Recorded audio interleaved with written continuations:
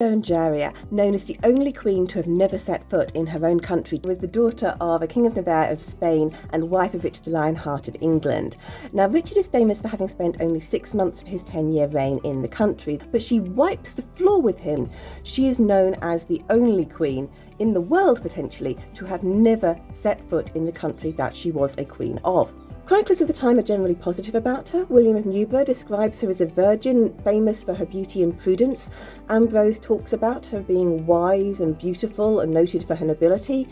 The Itinerarium Peregrinorum talks about her being both wise and beautiful as well, and also goes so far as to say that Richard the Lionheart had desired her for these qualities for some 20 years before their marriage, but these accolades can simply be seen as rote descriptions of chroniclers of royal women of the time. Richard Devizes describes her as a woman who was more prudent than pretty, and there are other sources that suggest that Richard had absolutely no knowledge of her before they met in order to get married. In fact, most sources agree that the marriage was organised by his mother Eleanor of Aquitaine and was not something that Richard had any particular interest in at all.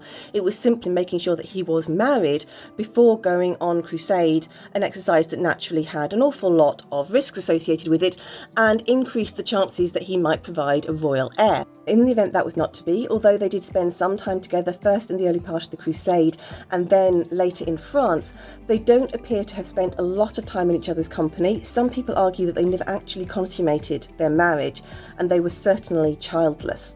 The fact that Berengaria spent no time in the country and Richard so little is a defining feature of their reigns now, and something that they tend to be criticised for. But actually at the time it wasn't a particular issue. That was the part of the Angevin Empire that was at direct risk from attack by France, and England was a relatively stable, well administered, safe part of the realm that could be ignored.